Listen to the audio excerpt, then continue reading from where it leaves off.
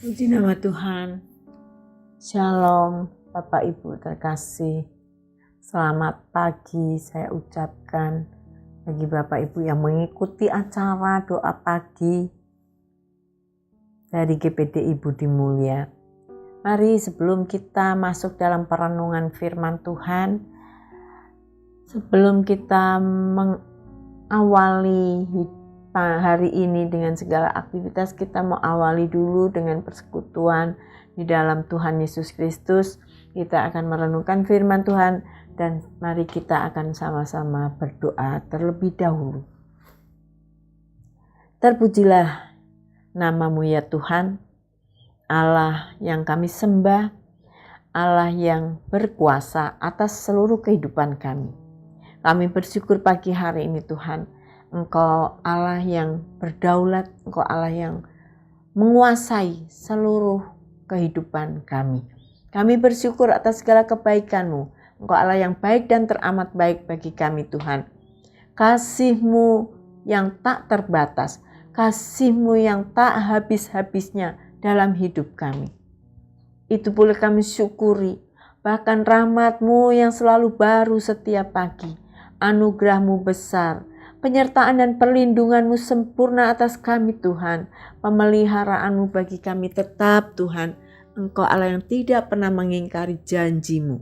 Terima kasih Bapa, buat pagi hari ini Engkau sudah bangunkan kami di pagi yang cerah, di pagi yang indah, dengan tubuh yang sehat tak kurang suatu apapun. Kami percaya Tuhan, ini kemurahan Tuhan dan kesempatan yang Tuhan masih berikan kepada setiap kami untuk kami menjadi berkat, menjadi lebih baik. Terima kasih Bapa, kami mau menyenangkan Engkau, kami mau menyukakan Engkau. Biarlah di dalam kehidupan ini kami boleh mengutamakan Engkau menjadi prioritas dalam hidup kami. Terima kasih Bapa. Berkati Bapa, kalau sebentar kami akan sharing firman Tuhan. Bapa, pengurapan yang baru kami minta untuk hamba-Mu. Sedikit daripada kebenaran firman-Mu akan disampaikan.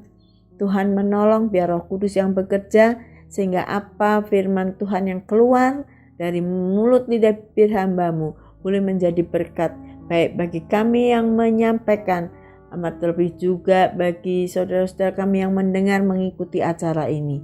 Terima kasih Bapa. Terima kasih Tuhan Yesus.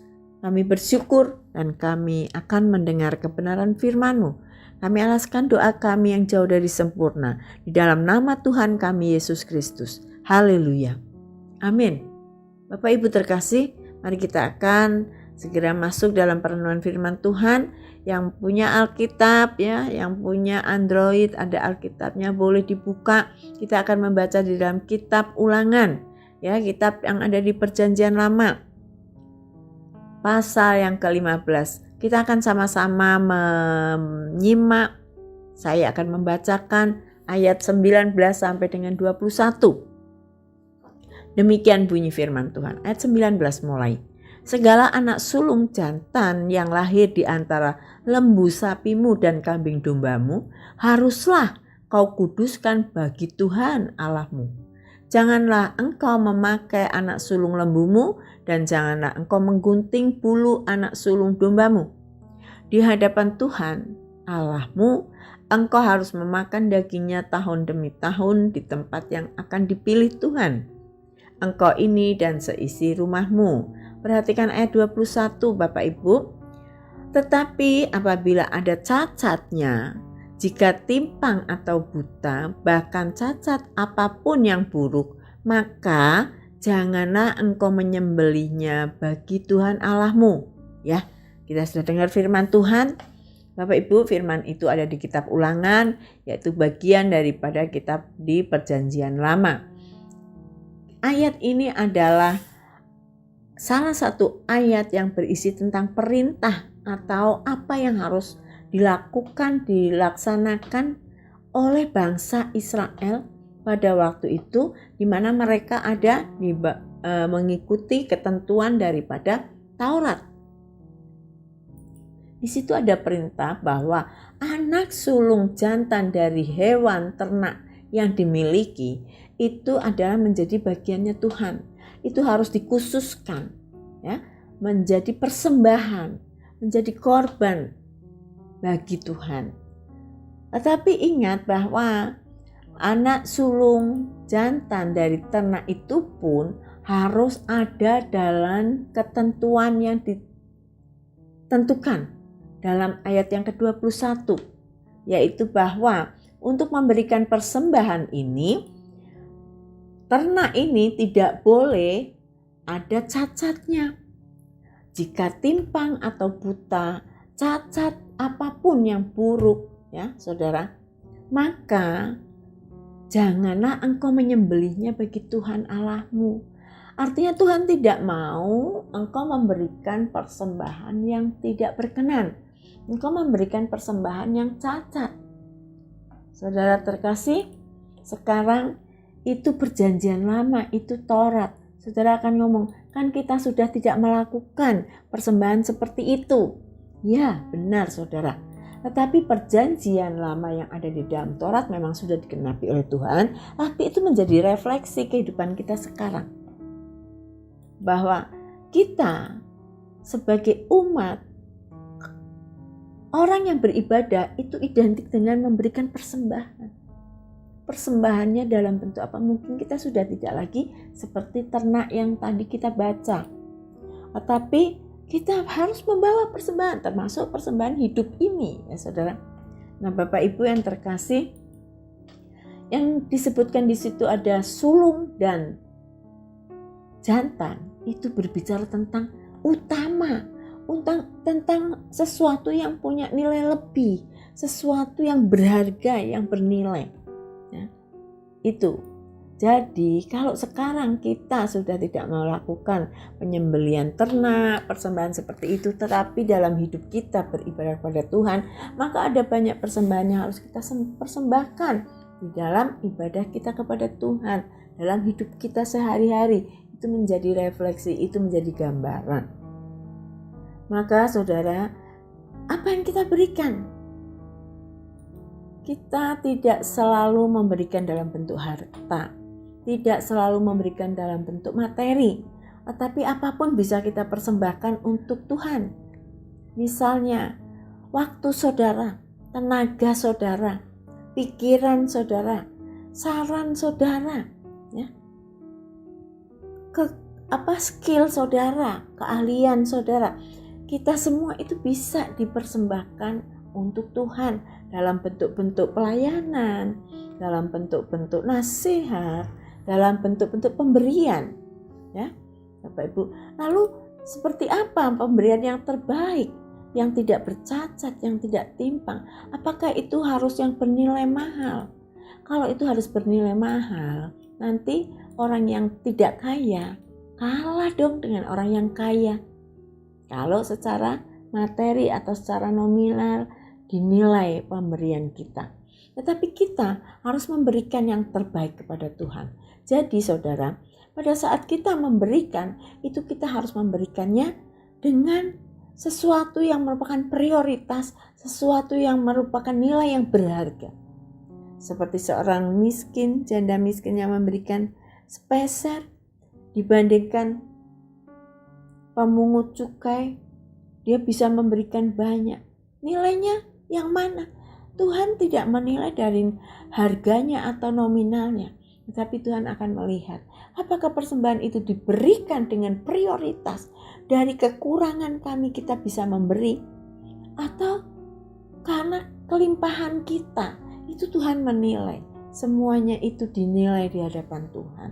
Dan apakah saudara memberikan uang 100.000 sama-sama 100.000 akan dinilai. Yang mana yang tulus, yang mana yang jujur, yang mana memberikan dengan kasih. Jadi di situ pemberian tidak dinilai dari harga atau nominalnya, tetapi dari ketulusan, dari prioritasnya memberikan yang terbaik. Lalu yang bertanya, terus bagaimana kita memberi kepada Tuhan? Tuhan tidak pernah membutuhkan dari harta kami. Tuhan tidak membutuhkan dari persembahan kita semua. Karena apa? Bagi Tuhan langit dan bumi adalah ciptaannya. Kalau dia mau mengadakan apa saja, dia yang berkuasa. Apa artinya persembahan kita? Tapi Tuhan pernah berkata di dalam Matius 25 ayat 35-36. Yaitu Tuhan berkata, Engkau memberi aku minum saat aku haus, Engkau memberi aku makan saat aku lapar, Engkau memberi tumpangan saat aku dalam musafir, ya. Saat aku dalam penjara, Engkau menjenguk aku. Saat aku sakit, Engkau melawat aku. Itu Tuhan pernah katakan kepada murid-murid, pada orang-orang yang mengikutinya. Terus mereka ngomong, kapan Tuhan Engkau sakit, aku melawat? Kapan Engkau haus, aku memberi minum? Kapan Engkau lapar, aku memberi makan? Kapan aku memberi Engkau pakaian saat Engkau telanjang? Pertanyaan, kapan saya memberi kepada Tuhan? Lalu Tuhan menjawab, ternyata saudara, pada saat engkau memberikan minum kepada saudaramu yang haus, kepada saudaramu yang lapar, kepada saudaramu yang membutuhkan pakaian, pada saudaramu yang sedang sakit, kepada saudaramu yang sedang dalam penjara, engkau melawat. Itu Tuhan katakan, itulah pemberianmu kepadaku. Artinya pemberian kita kepada Tuhan itu diwakilkan kepada orang-orang yang ada di sekitar kita. Namun Tuhan berpesan, beri jangan yang cacat, beri dengan kasih, beri dengan tulus, beri dengan ikhlas. Maka itu menjadi persembahan yang berkenan kepada Tuhan. Jangan kita memberi karena sisa, jangan kita memberi dengan sungut-sungut, jangan kita memberi dengan motivasi. Itu ya saudara, kita belajar bahwa kita mau belajar memberi dengan tulus, dengan jujur, dengan kasih, dengan memprioritaskan Tuhan. Kita akan memberi, melakukannya melalui orang-orang yang ada di sekitar kita, melalui gereja di mana kita ada. Kita bisa melayani, memberikan skill, memberikan waktu, memberikan tenaga, memberikan pikiran. Semuanya bukan dengan sungut-sungut, tetapi dengan hati yang mengasihi, dengan hati yang tulus. Itulah pemberian yang terbaik, yang berkenan kepada Tuhan. Haleluya. Kiranya firman Tuhan cukup sampai di sini, dan kami percaya biarlah ini menjadi berkat bagi setiap kita yang mendengarnya. Mari kita menutup acara ini dengan doa. Terima kasih Tuhan, kami sudah sharing firman-Mu, sedikit dari kebenaran firman-Mu Tuhan. Kami mau belajar, untuk kami belajar memberi yang terbaik, yang berkenan di hadapan Engkau, supaya apa yang kami lakukan dengan memberi semuanya tidak sia-sia, tetapi boleh berkenan di hadapan Engkau. Kami percaya Tuhan, Engkau pagi hari ini memberkati setiap kami dengan firman ini. Biarlah itu boleh kami tanam dalam hati kami dan kami lakukan dalam kehidupan kami. Terima kasih Bapa. Kegiatan kami, aktivitas kami sepanjang hari ini kami serahkan di dalam tangan-Mu ya Bapa. Karena Engkau Allah yang menuntun, melindungi, menjagai kami. Kami percaya umat-umat Tuhan bahwa penyertaan-Mu sempurna atas kami. Terima kasih Bapa. Di dalam nama Tuhan Yesus Kristus kami alaskan doa kami. Haleluya. Amin.